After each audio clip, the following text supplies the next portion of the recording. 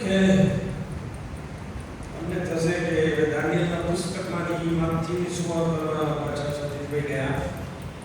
સો હું ઇધરથી ઉધર જઉં છું એટલા માટે કે મારી એવી ઈચ્છા છે કે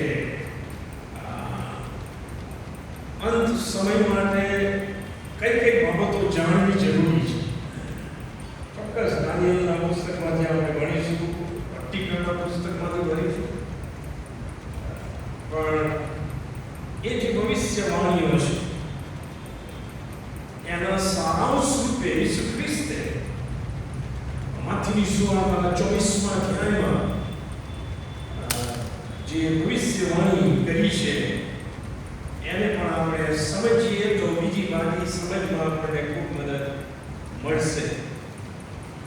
અને તેથી તમે મારી સાથે માથીની સુવાર્તા એનો 24મો અધ્યાય ખોલશો એવી મારી વિનંતી છે. માથીની સુવાર્તા એનો 24મો અધ્યાય. અને જો આપણે બાઇબલ ખોલ્યો હોય તો આપણે ઉભા થઈએ ને પ્રભુના વચનો આપણે વાંચીએ. આપણે કરારતા જો કરતા બોલીએ હોવા, કેમ કે તારો સેવક સાંભળવા માટે અને વાળવા માટે તૈયાર છે. આમેન. માથી 24. અને ઈસુ મંદિરમાંથી નીકળીને માર્ગે ચાલતા હતા ત્યારે તેમના શિષ્યો તેમને મંદિરના બાંધકામ બતાવવાને તેમની પાસે આવ્યા. ત્યારે ઈસુએ તેમને કહ્યું, શું તમે બધા નથી જોતા? હું તમને ખરેખર કહું છું, પાણી નહીં નખાય એવો એક પણ પથ્થર બીજા ઉપર નહીં દેવાશે નહીં. પછી જૈતુનના પહાડ પર ઈસુ બેઠા હતા તેવામાં તેમના શિષ્યોએ એકાંતમાં ઈસુની પાસે આવીને કહ્યું, એ બધું ક્યારે થશે અને તમારા આવવાની તથા જગતના અંતની શી નિશાની થશે તે અમને કહો. ઈસુએ તેમને કહ્યું, સાવધાન રહો કે તમને કોઈ ભૂલાવે નહીં, કેમ કે હું તો ખ્રિસ્ત છું એમ કહેતા ઘણા મારે નામે આવશે અને તેઓ ઘણાને બોલાવશે. અને લડાઈઓ તથા લડાઈઓની અફવા તમારા સાંભળવામાં આવશે, પણ જોજો ગભરાતા ના, કેમ કે એ બધું થવાની અગત્ય છે, તેટલેથી અંત નહીં આવે. કેમ કે પ્રજાની વિરુદ્ધ તથા રાજ્ય વિરુદ્ધ ઉઠશે. દુકાળો તથા મરકીઓ તથા સ્થળે સ્થળે ધરતીકંપ થશે. પણ એ બધા તો દુઃખોનો આરંભ જ છે. ત્યારે તેઓ તમને વિપત્તિમાં નાખશે અને તમને મારી નાખશે, અને મારા નામને લીધે સર્વ પ્રજાઓ તમારો દ્વેષ કરશે. તે સમયે ઘણા ઠોકર ખાશે અને એકબીજાને પરસ્વાધીન કરાવશે અને એકબીજા પર વેર રાખશે. અને જૂઠા પ્રબોધકો ઘણા ઉઠશે અને ઘણાને ગુમાવશે. અને એની આ બધી જવાના કારણથી ઘણા ખરાનો પ્રેમ ઠંડો થઈ જશે. પણ અંત સુધી જે કોઈ ટકશે તે જ તાણ પામશે. સર્વ પ્રજાઓને સાક્ષી થવા માટે રાજ્યની આ સુવાર્તા આખા જગતમાં પ્રગટ કરાશે, અને ત્યારે જ અંત આવશે. અને આપણે બોલીએ આમેન અને બેસીએ. આમેન. બેસો.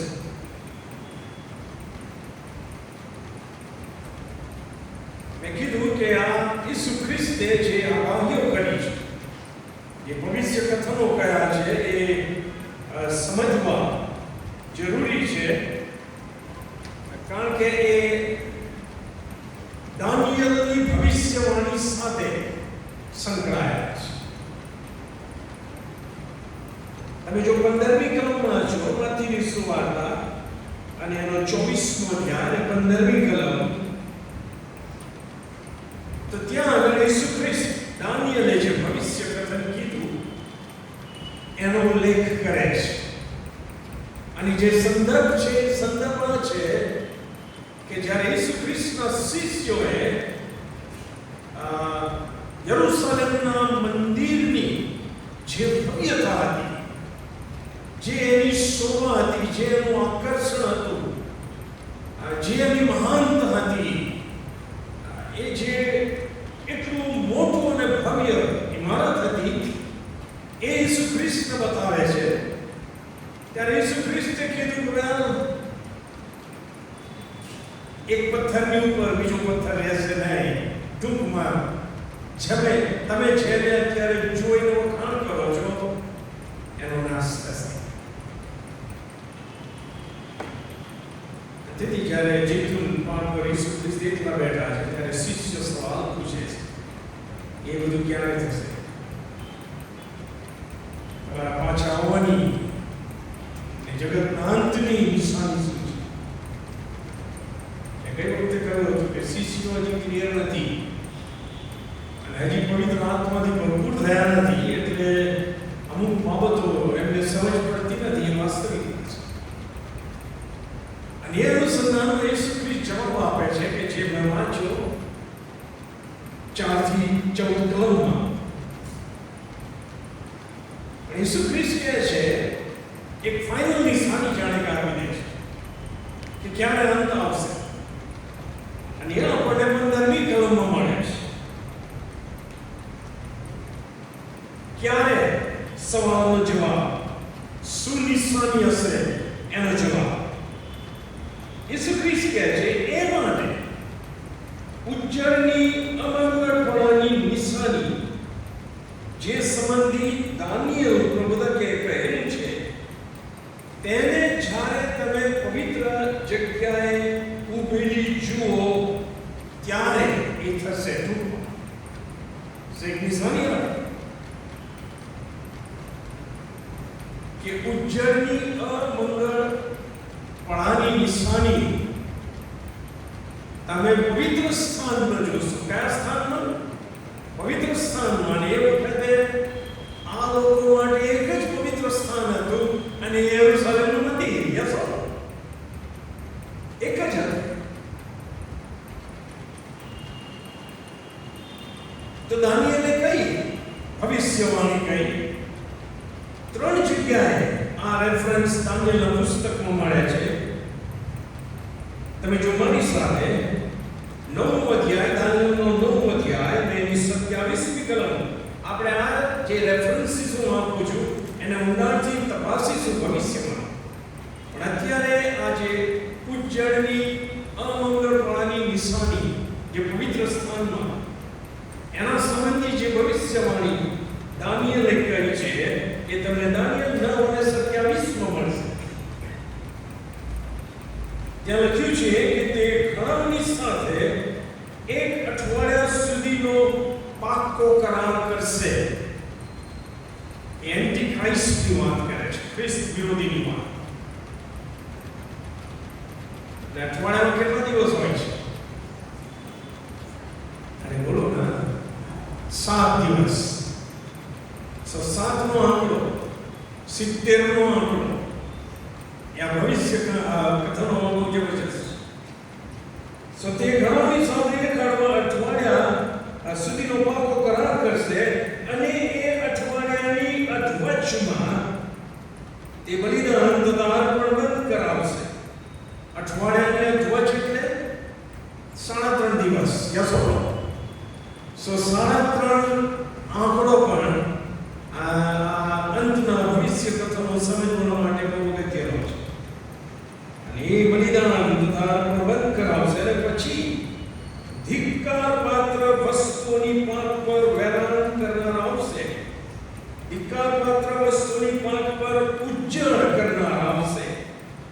અને જે નિર્માણ થયેલું છે તે પૂરું થતા સુધી વેરાન કરનાર એટલે કે ઉજ્જળ કરનાર પર ક્રોધ ભેટવામાં આવશે ઈશ્વર. સો એ કહે છે કે દાનિયેલે ભવિષ્યવાણી કે ઉજ્જળ કરનાર આવશે અને ધિક્કાર પાત્ર વસ્તુ એ પવિત્ર મંદિરનું મૂકશે. બીજી જે કલમ છે એ 11મો અધ્યાય અને 31મી કલમ.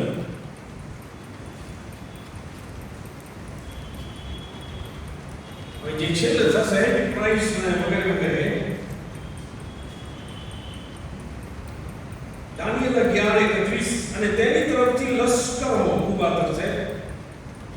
તેઓ પવિત્ર સ્થાનને એટલે કિલ્લાને વટારશે.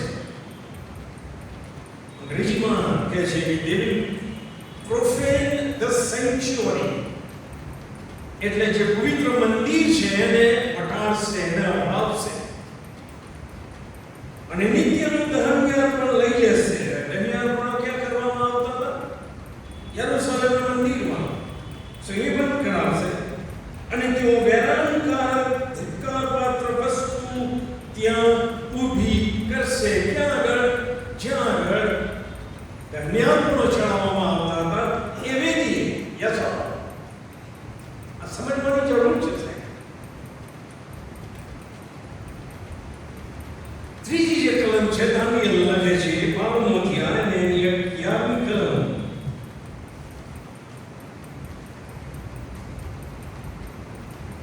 ફરીથી એની એ વાત, નિત્યનું દહનયાત્રા પણ બંધ કરવામાં આવશે. એ છેલ્લા 7 વર્ષ છે, એમાં છેલ્લા 3.5 વર્ષ દરમિયાન. અને તેની જગ્યાએ ફરીથી પવિત્ર મંદિરમાં જે દહનાર્પણની વેદી હતી ચોકમાં, એની એ વાત કરે છે કે દહનાર્પણ બંધ કરવામાં આવશે અને તેની જગ્યાએ એ વેદી પર વેરાનકારક ધિક્કારપાત્ર વસ્તુ ત્યાં રાખવામાં આવશે. વાહ! સો ભવિષ્યમાં થશે. કયા અનુસંધાનમાં? યરુશલેમમાં આવેલા પવિત્ર મંદિરના અનુસંધાનમાં. યસો, દાનિયેલે ભવિષ્ય વાંચ્યું છે અને ઈસુ ખ્રિસ્તે પણ શિષ્યોના જવાબમાં એ ભવિષ્ય કથનોનો ઉલ્લેખ કર્યો કે જે દાનિયેલ પ્રબોધકે કહેલું છે. એ પ્રમાણે જ્યારે તમે જુઓ કે ઉજ્જળ કરનાર અમંગળ બાબત તમે મંદિરમાં જુઓ, ત્યારે તમે જે પ્રશ્ન પૂછો છો એનો જવાબ તમને મળશે. તો ગંભીર વાત.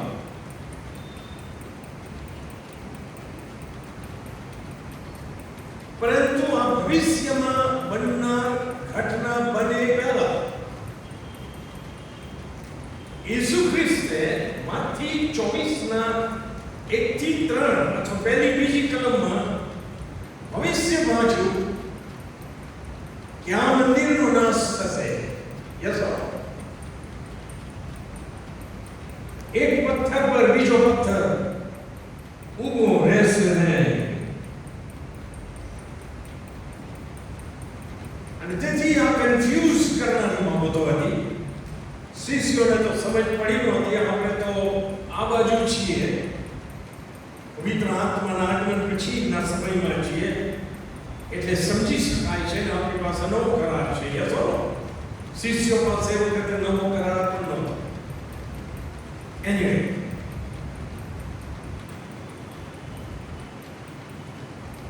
હવે જ્યારે ઈસુ ખ્રિસ્તે એ જાહેર કર્યું કે એવો સમય આવશે કે તમે જે પ્રભુ મંદિરના વખાણ કરો છો, એની ભવ્યતાના, એની મોટાઈના, જાજરમાન, આકર્ષક, અંદરથી સોને મળેલું, એનો નાશ થશે.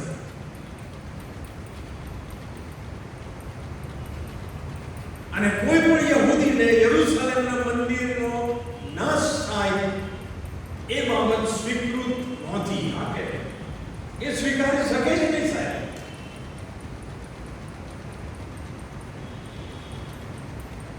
તેથી પૂછ્યું કે બધું ક્યારે બનશે?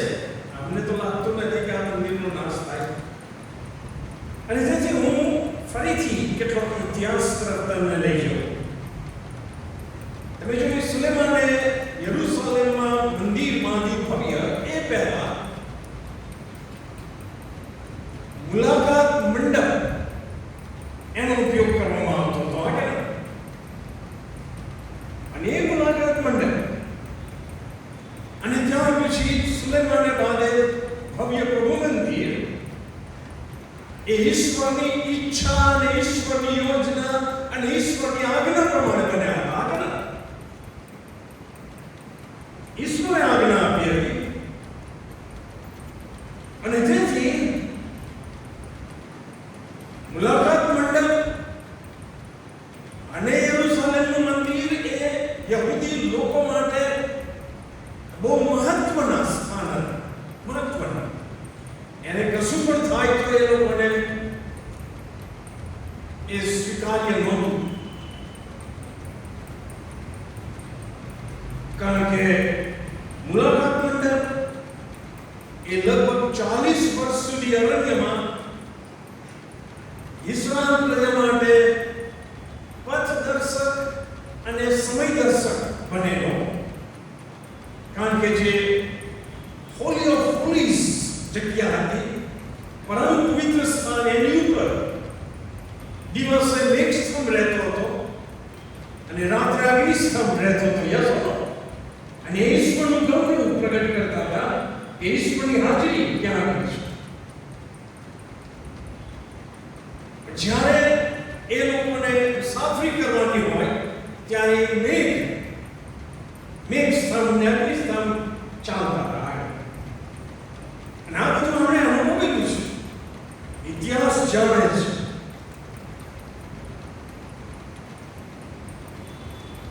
યહોવાનું ભજન કરવા માટે અને યહોવાને ઈચ્છા પ્રમાણેના જુદા જુદા પર્વો અને અર્પણો પાળવા માટે મુલાકાત મંડપ અને ત્યાર પછી યરુશલેમનું મંદિર એ બહુ મહત્વનો ભાગ ભજવે છે. ગયા વખતે પણ મેં આ લોકોને જણાવ્યું. મેં કીધું એમ કે ઈશ્વરે વચન આપ્યું, પ્રોમિસ આપી હતી કે મારી હાજરી હું એમાં રાખીશ. ફોર એક્ઝામ્પલ, મુલાકાત મંડપ વિશે યહોવાએ કઈ આજ્ઞા આપી હતી એ તમને મળશે નિર્ગમનનું પુસ્તક 25મો અધ્યાય 8 અને 9મી કલમ. નિર્ગમન 25, 8 અને 9. એક સેમ્પલ કલમો તમને આપું છું. યહોવાએ મૂસાને કહ્યું, અને તેઓ મારા માટે પવિત્ર સ્થાન બનાવે કે હું તેઓ મધ્ય રહું, મારી હાજરી એ લોકો મધ્ય રહે. અને જે સર્વ હું તને બતાવું છું, એટલે મંડપનો નમૂનો તથા તેના સર્વ સામાનનો નમૂનો તે પ્રમાણે તમે તે બનાવો. યસો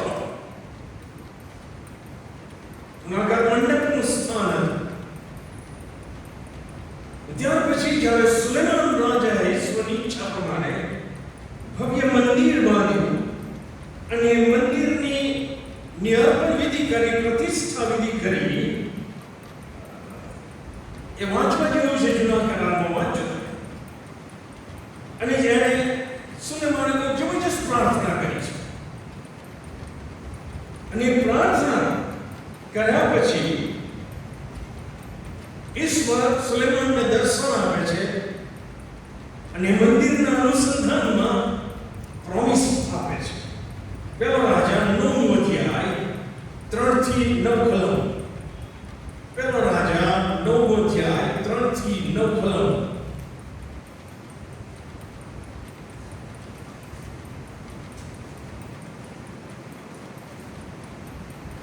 અને સુલેમાન યહોવાના મંદિરનું તથા રાજાના મહેલનું બાંધકામ અને જે કરવાની સુલેમાનની ઈચ્છા હતી તે સર્વ કરી રહ્યો. ત્યારે એમ થયું કે યહોવાએ સુલેમાનને ગિબિયોનમાં દર્શન આપ્યું હતું તેમણે બીજી વાર સુલેમાનને દર્શન આપ્યું.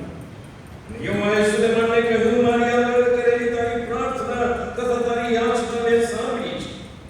અને આ તારા બાંધેલા મંદિરને મારું નામ તેમાં સદા રાખવા માટે મેં પવિત્ર કર્યું છે. અને મારી દ્રષ્ટિ તથા મારું હૃદય નિરંતર ત્યાં રહેશે. આ પ્રોમિસ હતો ઈશ્વર. જેથી યહૂદી લોકો માટે યરુશલેમનું મંદિર એક ખાસ મહત્વનું સ્થાન ધરાવતા હતા. કારણ કે મંદિરને જુએ અને એમને ખ્યાલ આવે કે ઈશ્વરની હાજરી અમારી મધ્ય છે. યસો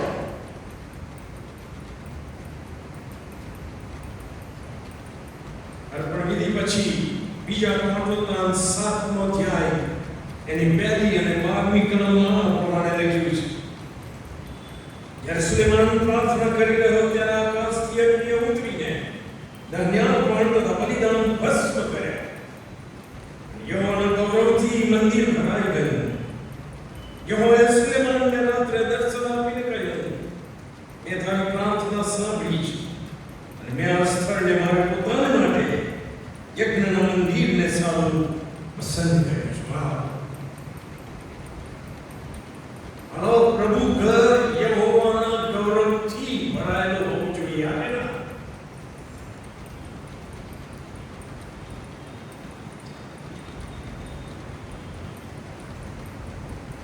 હવે જો સહેજ ઇતિહાસમાં આગળ જઈએ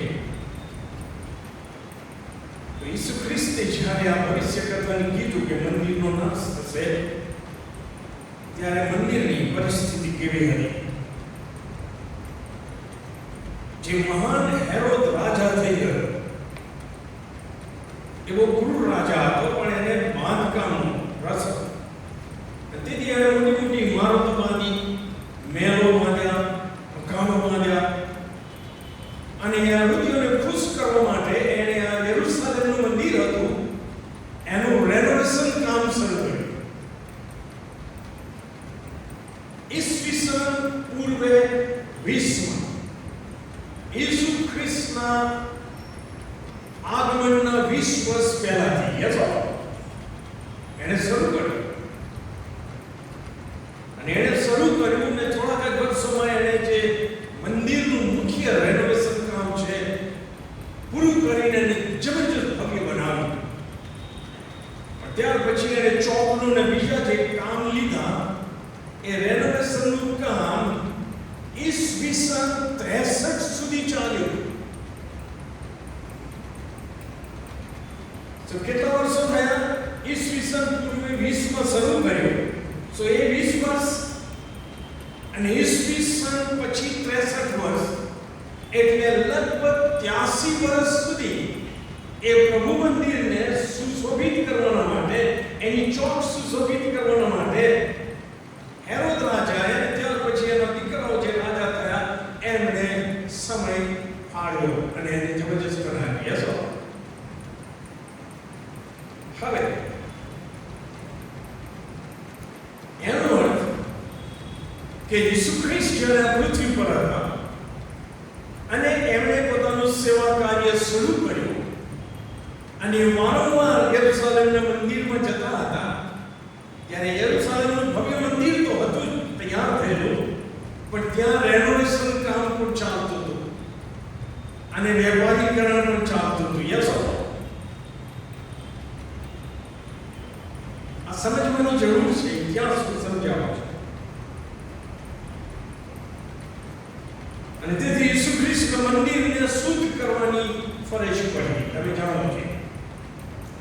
પણ હું તમારા દિમાગમાં એક ઠસાવવા માંગુ છું કે યહૂદી હોય, ધાર્મિક આગેવાન હોય, ધાર્મિક આગેવાન ના હોય, કે ઈસુ ખ્રિસ્તનો શિષ્ય હોય યહૂદી, એને આ મંદિર સંબંધી તમે કોઈ ટીપા ટિપ્પણી કરો ખોટી, નેગેટિવ, આ તો એને માફક નથી આવતી. યસો.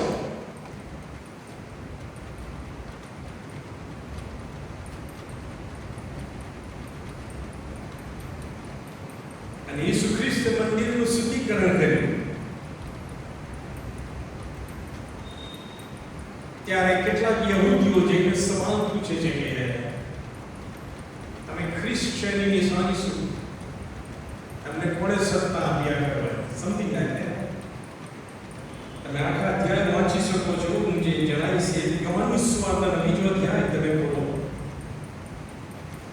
યોહાનની સુવાર્તા 2 અધ્યાય એની 18મી કલમથી. એમાં યહૂદીઓએ ઈસુને પૂછ્યું કે તમે એ કામ કરો છો તો અમને શી નિશાની બતાવો છો? અને ઈસુએ તેમને ઉત્તર આપ્યો કે આ મંદિરને પાડી નાખો તો હું એને 3 દિવસમાં ઊભું કરીશ. ત્યારે યહૂદીઓએ કહ્યું, આ મંદિરને બાંધતા 46 વર્ષ લાગ્યા છે અને શું તમે એને 3 દિવસમાં ઊભું કરશો? 46 વર્ષમાં મંદિર બંધાયું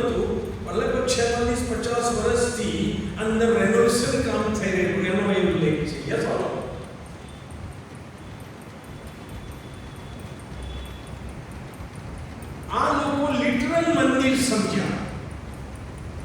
પણ ત્યાં નોંધ મૂકવામાં આવી છે, યોહાન લખે છે, પણ તે એટલે કે ઈસુ તો પોતાના શરીર રૂપી મંદિર વિશે બોલ્યા કે તમે આ મંદિરને પાડી નાખો, મારી નાખો, અને ત્રીજા દિવસે ઊભું થશે.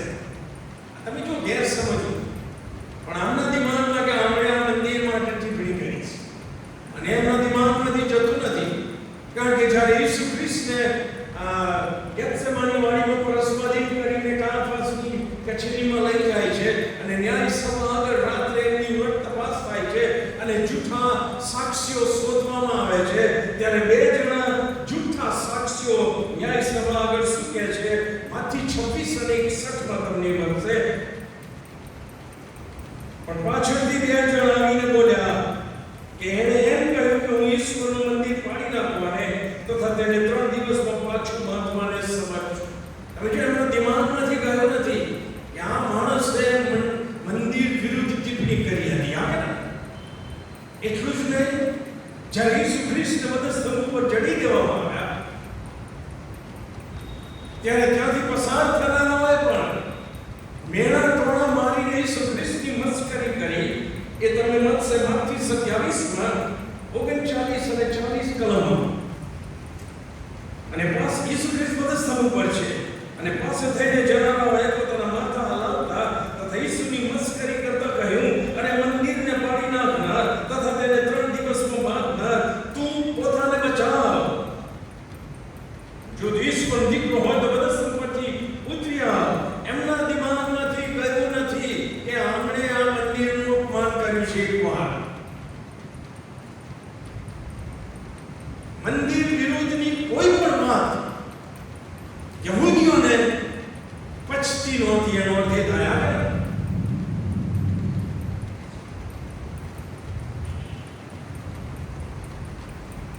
ઈસુ ખ્રિસ્તના સમયમાં પણ યરુશલેમનું મંદિર અને એનું માન અને એનું મહત્વ ઈશ્વર કરતા પણ વધારે આપતા થઈ ગયેલા. સાંભળજો,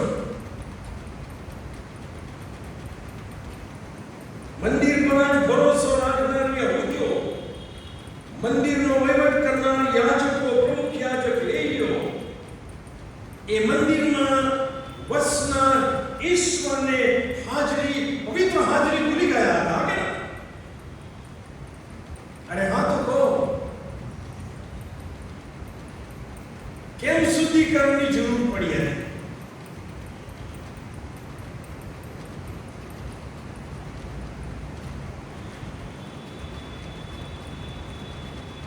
એ મંદિરને એ લોકોએ ચોર અને લૂંટારાનું પોતાનું, ચોર અને લૂંટારાઓ પોતાનામાં આશ્રય મેળવ્યા હતા.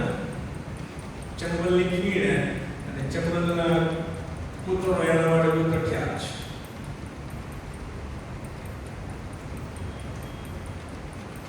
યરુશલેમનું મંદિર છે ઈશ્વરની ઈચ્છાની યોજના. તેથી મંદિરનું મહત્વ છે, મંદિરમાં વસનાર ઈશ્વરનું મહત્વ રહ્યું નથી. યસ હો? અરે બોલો ના.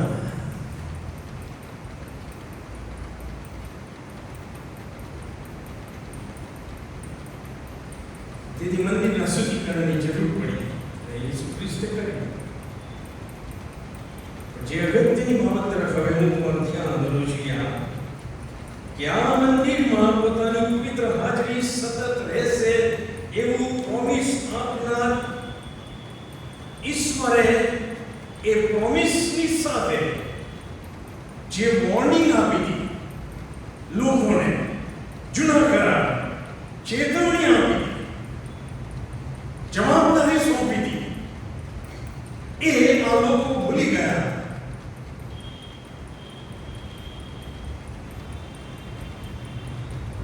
અને એ ચેતવણી હું વાંચવા માંગુ છું. તમે મારી સાથે પેલો રાજા એનો 9મો અધ્યાય આવ્યો છે.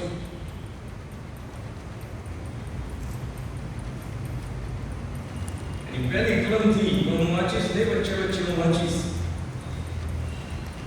યહોવાએ કીધું, સુલેમાનને આ તારા બાંધેલા મંદિરને મારું નામ નામ તેમાં સદા રાખવા માટે મેં પવિત્ર કર્યું છે અને મારી દ્રષ્ટિ તો તમારું હૃદય નિરંતર ત્યાં રહેશે. પણ ક્યારે જ્યારે તું શુદ્ધ હૃદયથી અને પ્રમાણિકપણે ચાલશે ત્યારે યસો. પણ જો એ પ્રમાણે નહીં થાય તો ત્યાં લખ્યું છે, પણ જો તમે અથવા તમારા દીકરાઓ મને અનુસરવાનું છોડી દેશો અને મારી આજ્ઞાઓ તો તમારા વિધિઓ જે મેં તમારી આગળ મૂક્યા છે તે નહીં પાડો, પણ જઈને અન્ય દેવોની સેવા કરશો અને તેમને ભજશો, તો ઈશ્વરને જે દેશ મેં આપ્યો છે તેમાંથી હું તેઓને નષ્ટ કરીશ. ભયંકર ચેતવણી છે. આપણે બિલીવરો ઘણીવાર ઈશ્વરના પ્રોમિસ ઉપર વધારે ધ્યાન આપીએ છીએ અને પ્રોમિસની સાથે જે ચેતવણી રહેલી છે, જે જવાબદારી રહેલી છે એની અવગણના કરીએ છીએ અને બરાબર નથી. આ લોકોએ એવું કર્યું. અને મંદિર વિશે શું કહે છે? અને આ જે મંદિર મેં મારા નામને માટે પવિત્ર કર્યું છે તેને હું મારી દ્રષ્ટિ આગળથી દૂર કરીશ અને સર્વલોક મધ્ય ઇસ્રાએલ દ્રષ્ટાંતરૂપ અને કહાણીરૂપ થશે. અને જો કે આ મંદિર ઘણું ઊંચું છે તો પણ તેની પાસે થઈને જનાર દરેક જણા ચંગો પામશે અને છત કરશે અને તેઓ કહેશે, શા માટે યહોવાએ આ દેશના તથા મંદિરના આવા હાલ કર્યા છે? તે ઉત્તર આપશે કે તેઓના પિતૃઓને મિસ્ર દેશમાંથી કાઢી લાવનાર તેઓના ઈશ્વર યહોવાને તજી દઈને તેઓએ અન્ય દેવોને સ્વીકાર્યા, એમની ભક્તિ કરી, એમની સેવા કરી. એ માટે યહોવા આ સર્વ હાનિ તેમના પર લાવે છે. કેમ ઈશ્વરે, કેમ ઈસુ ખ્રિસ્તે કીધું કે આ ભવ્ય મંદિરનો નાશ થશે? યહૂદી પ્રજા ઈશ્વરને અને ઈશ્વરની ચેતવણીને અને એમને સોંપવાની જવાબદારીને ભૂલી ગયા. આ જ કારણોસર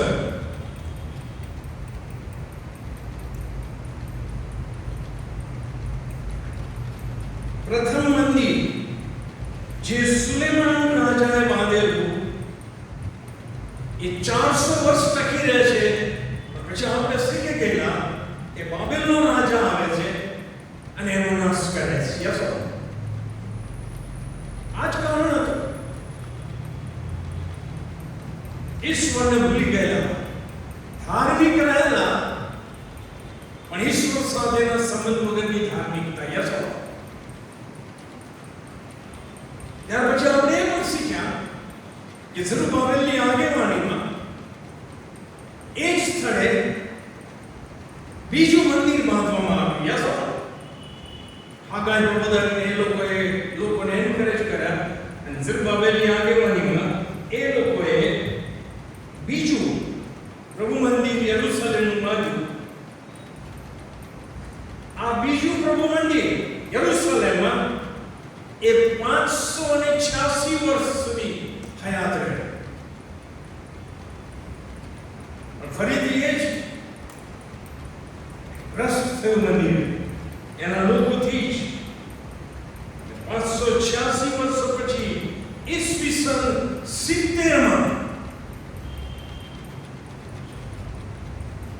એનો સંપૂર્ણ નાશ થયો.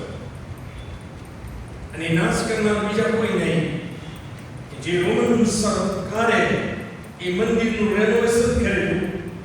એ રોમન સામ્રાજ્યનો એક જનરલ ટાઇટસ, યહૂદીઓએ કંઈક બળવા જેવું કર્યું અને એ બળવો સમાવવા માટે રોમનોએ આખું મંદિર ખલાસ કર્યું. 70ની સાલ. તમે જુઓ, મેં કીધું કે હેરોદે જે ઈસવીસન પૂર્વે 20માં રેનોવેશન શરૂ કરેલું એ 83 વર્ષ એટલે ઈસવીસન 63માં પૂરું થયેલું અને 7 જ વર્ષ પછી એ મંદિરનો સંપૂર્ણ નાશ થયો. એ જે માનવા માટે આ શિષ્યો તૈયાર થયા. યસ ઓર નો? પણ એ થયું. એનો અર્થ કે બાઇબલમાં જે ભવિષ્ય વચનો આપ્યા છે ઈશ્વરે, આપણને લાગે કે ના લાગે પણ ઈશ્વર એના સમયમાં પૂરા કરશે. યાદ રાખો. ફરી હું પણ કહું આશીર્વાદિત વચનો ઉપર આધાર રાખીએ આપણે, પણ એની સાથે જે સંકળાયેલી જવાબદારી છે એને ભૂલીએ નહીં. એનું વાક્ય બધાને ગમે છે કે મારો ઈશ્વર પોતાના મહિમાની સંપત પ્રમાણે તમારી સર્વ દરેક પૂરી કરશે. કોના માટે છે? કોના માટે છે? ફિલિપીઓની મંડળીના બિલીવરો માટે કે જે લોકો પોતાની તંગીમાં પણ સંત પૌલ જેવા સેવકોને અને સુવાર્તાના કાર્યને મદદ કરતા હતા, પોતાની પાસે જે હતું એને વહેંચતા હતા. આશીર્વાદોના ઢગલા ઉપર બેસી રહીને તમે એક કલાક એ આશીર્વાદને દાવો કરી શકો નહીં. યસ ઓર નો? અરે બોલો ના.